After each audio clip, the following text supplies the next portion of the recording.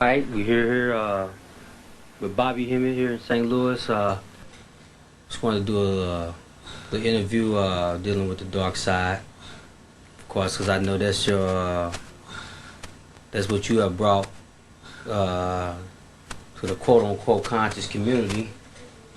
One of the first to bring it out, dealing with the occult, and I gotta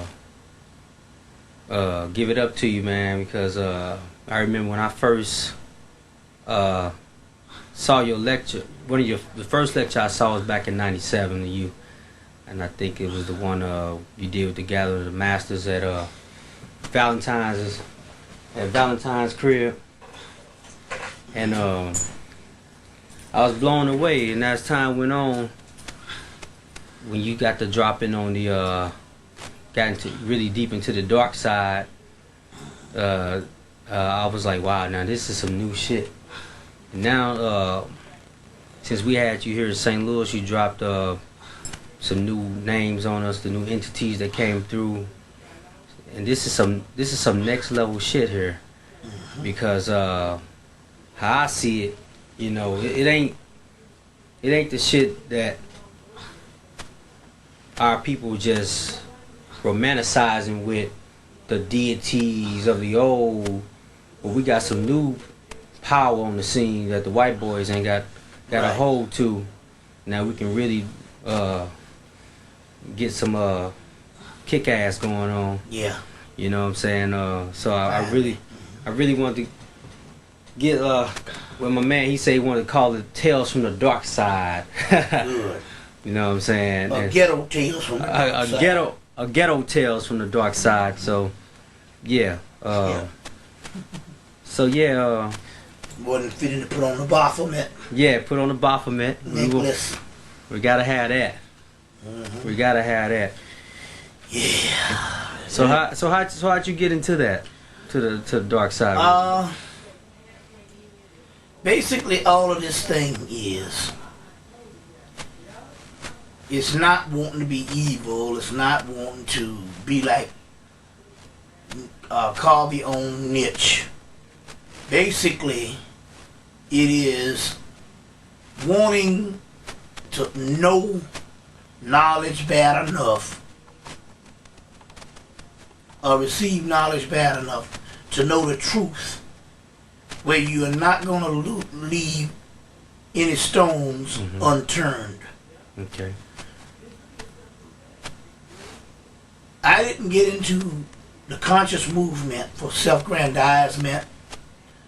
I didn't start lecturing because I wanted to be a lecturer. I started lecturing because people chose me to do it. Okay. I had, and my sincerity was my credentials. So this means, because I'm not trying to make a name for myself, I could go in and treat the research with a certain eye that won't flinch when I see something that is contrary to what I believe or what I'm trying to put forth as a platform. Okay. That was not my my job. My job basically was to find the truth, no matter what or how hard it hurt. Right. At any cost. By any means necessary. Okay. You see what I'm saying? I got that. So, in the research, it would lead to several things. And you go in and you unravel layers and layers and layers and layers.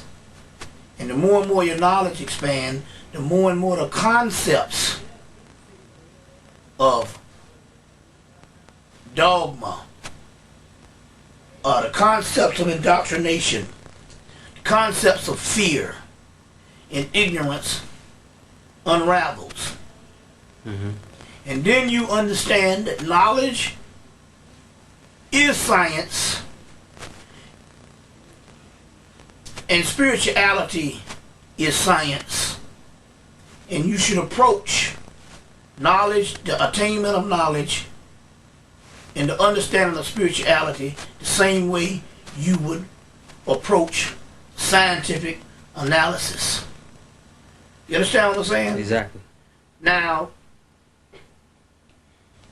if you got someone in science and something made this person gravely ill, and the only way you're going to find out what made this person gravely ill, the last resort was there was a piece of feces, shit, laying there, and you checked all of the body, but you know that the last thing or the last place this could be would be in that shit. Then you as a scientist know that you got to dissect that shit, or that feces, or that excrement, excrement, to get to the bottom of what you're trying to find. You wouldn't hesitate in science to do that. Right. You see what I'm saying? You wouldn't say, oh, this is stink, this is nasty. You understand what I'm saying? This is scientific. It's not moralistic. It's not grotesque. You understand what I'm saying? It has nothing to do with being proper etiquette. You see what I'm saying? It has nothing to do with being popular. Right. You see, so science and knowledge and spirituality is the same way. It's all one and the same. And when you separate it, then you put yourself at a deficit. You marginalize yourself. You see, and you no longer can have the opportunity to complete the full course. You see what I'm saying? So you have to you have to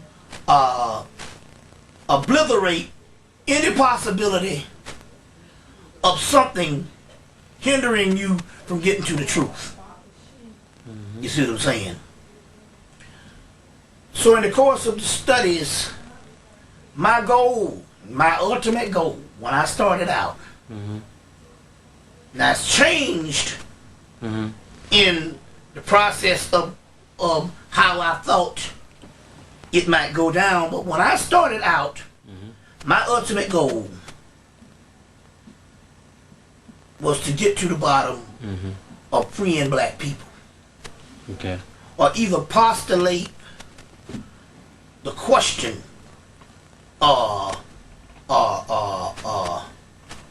inquire and diligently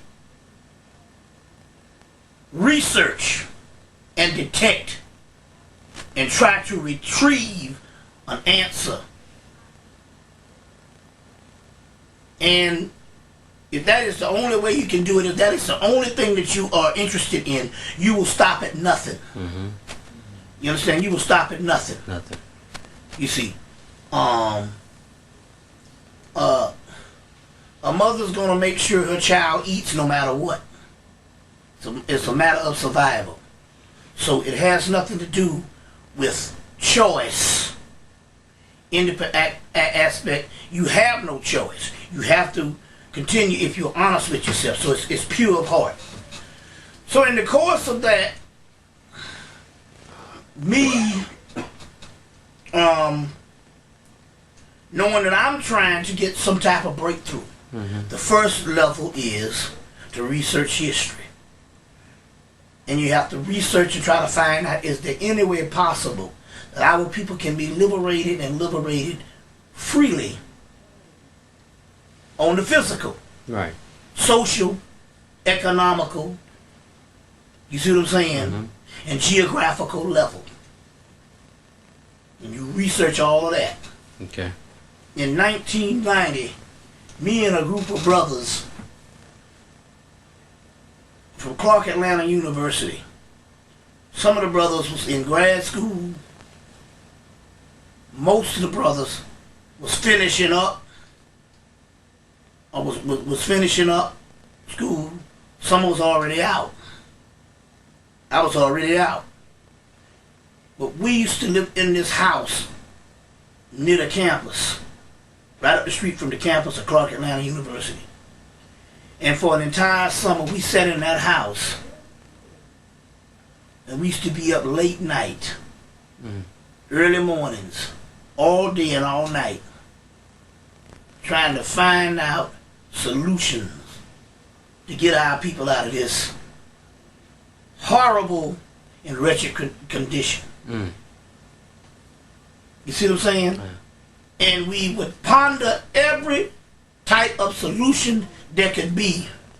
And at this particular time, it was all based on, could we free black people physically? Right.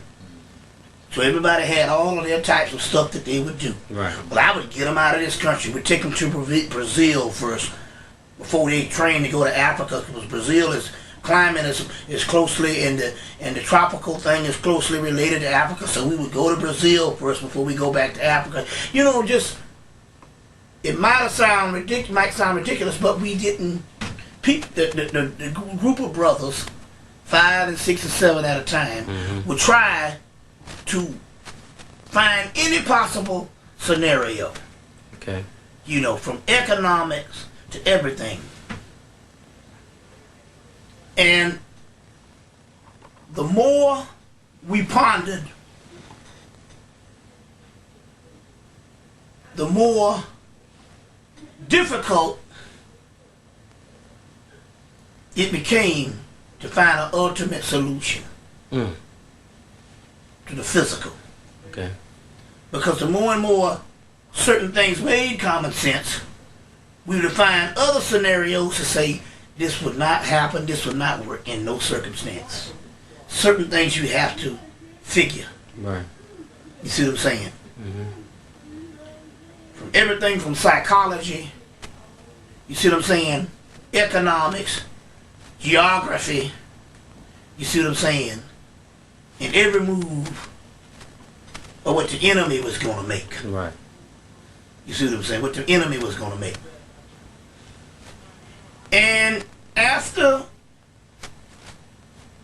about 2 or 3 years of studying all about the historical concepts, the political concepts, the revolutionary concepts, you became increasingly frustrated and angry, because remember now, not only are you plunged into this world of trying to find out a difference, your people's behavior is getting worse and worse and worse. Not necessarily just because you are pondering into it, but the more knowledge you have, the more sick you know these people are. Right. You know what I'm saying? Yep. You see, you understand what I'm saying? I know exactly what you're saying. So it becomes increasingly frustrated. But the whole time you're searching for breakthroughs. Okay. And the first question was asked, well, what we going to do about black people? Well, the conclusion was made by me and a couple of other people that our answer was going to be a spiritual one more than it's going to be a physical one. We already knew that it was not going to be a religious one. Right. Because the Afrocentric and historical movement made sure that we come up out of that by unraveling that bullshit falsehood first. So we knew that the spiritual aspect was going to be rooted in that what we sought to replace religion with, and that was the ancient spiritual systems. The second aspect is that we got to find out what is the ancient spiritual system, and if there is an ancient spiritual system, where is it, and does it still exist today? Right. You see what I'm saying? I got that. So in this particular case, that led me to the New Age movement, the metaphysical movement, you see, and the occult realm. When we find this occult realm, we find out, number one, that it not only is it the Egyptian mystery system, the one that we were looking for, or the ancient indigenous African, Atlantean, Lemurian mystery system, that it is completely masked in European propaganda history. Okay. Totally whitewashed. All elements of race in African culture, in indigenous culture, completely wiped out. This is why these disciplines, for about 150 years, since white folks had a resurgence in bringing this stuff together for themselves, had went about completely unmasked, completely masked to anybody of indigenous culture, because they had carefully came in, you see, and sifted out indigenous ancient culture that would eventually lead to the most ancient of cultures and the most ancient of people, black people. Then systematically weave in negative connotations of the Africans and the Africans' magic with terms such as black magic,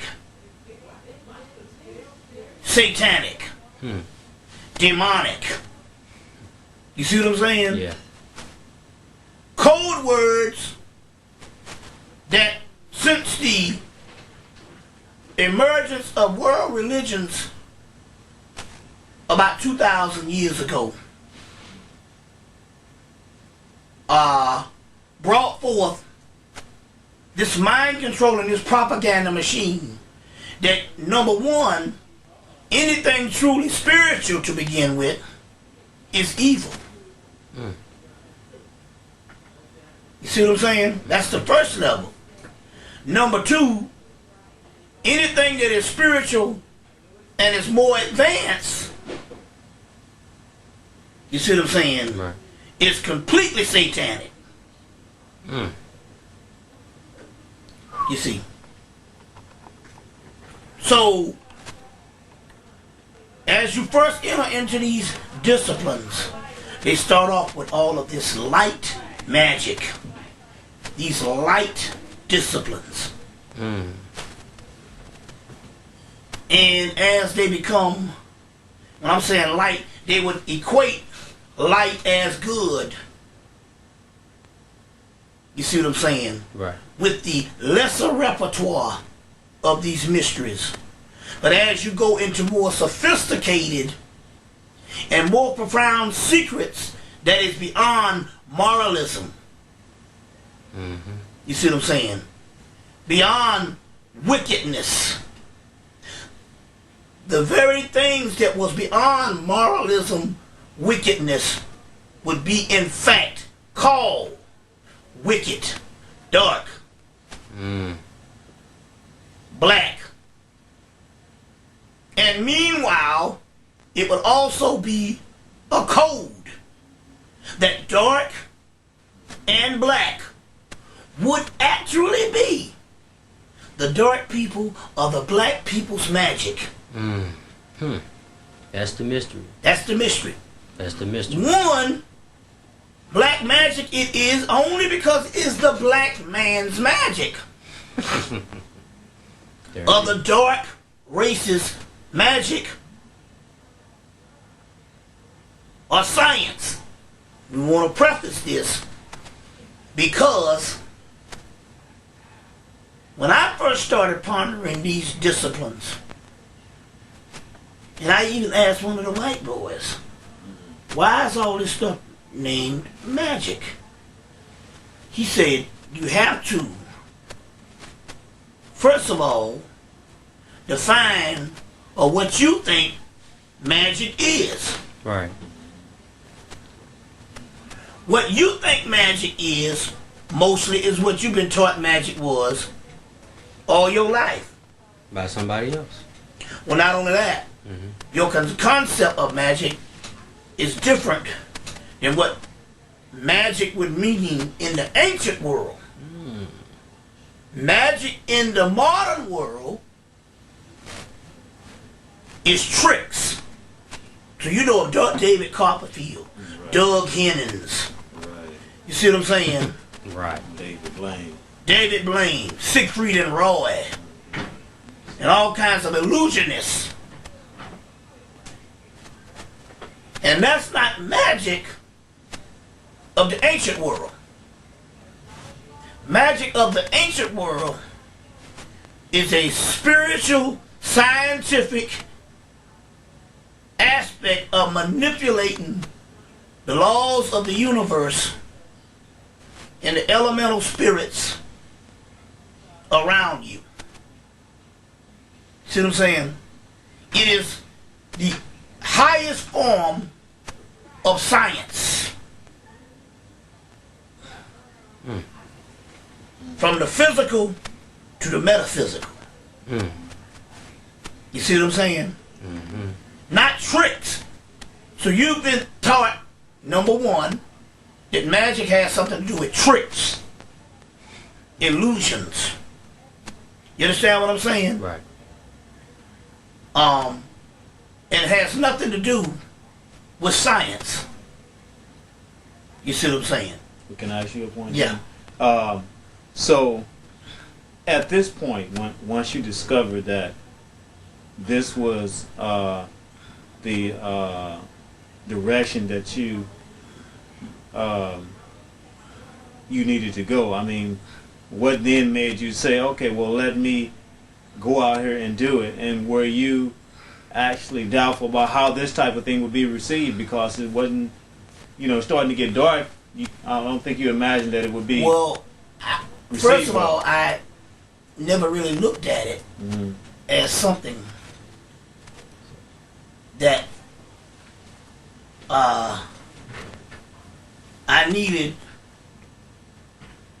to give to the people and was interested in what they was receiving.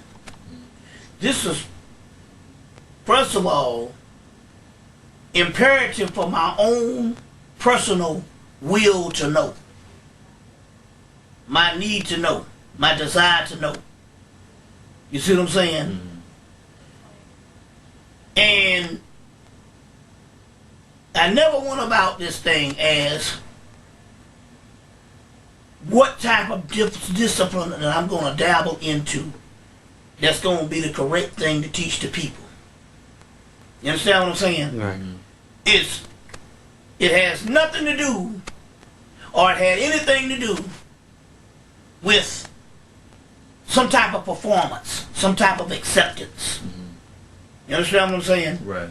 It was the need to know, and it was going along the path and not hindering myself on the path of enlightenment, and being honest enough to turn over all stones and not be content with the first thing that I felt that was comfortable enough to call it the ultimate knowledge. And one of the motivating factors was, if I woke up the next morning and I was still here and my condition was the same, I would always have work to do until I would receive the proper results or the proper understanding, you see what I'm saying, of what was needed to be done. You Get it? Yeah. So the criteria was not anything outside of my own personal search. And to the public, I would have to just report my research and my findings. You see what I'm saying? I see.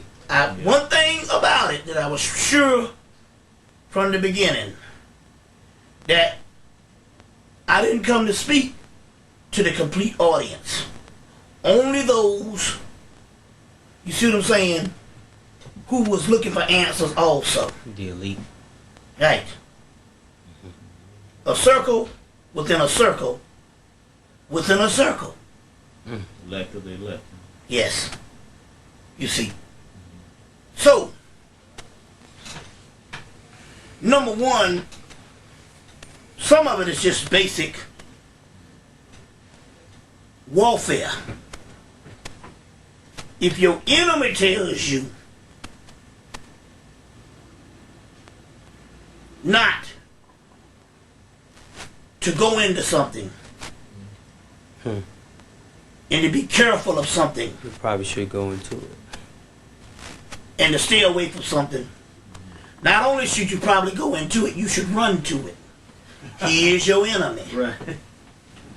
You understand what I'm saying? Yeah, right. I get you. Then, now, doing the historical aspect and just being in America from an ancient perspective and a modern perspective, you would have to be an idiot not to know who the damn idiot the enemy was.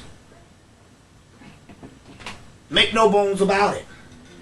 The enemy in the modern world, and every human on this planet should know who the enemy is. And that's white folks. Even if you are white, you should know that you shouldn't be comfortable with your own race. Well, other people do diabolical things too, but no, let's make it be, let's let this be perfectly clear. The people that run this earth are not the Arabs, not the Asians, definitely not the Africans. Mm-hmm. It is Europeans. You understand what I'm saying? That is a fact. Right. And anybody else that think otherwise is in a grave illusion. You see what I'm saying? You know, it's in an illusion. You know. And the more and more the enemy insists that you turn away from something, the more and more you need to look into that. And then the magic really starts, the mystery really starts. Because not only are you going to find out that this man is the enemy, you're going to find out that he is the little enemy. He is not the ultimate conspirator. He is only a pawn in the game of some forces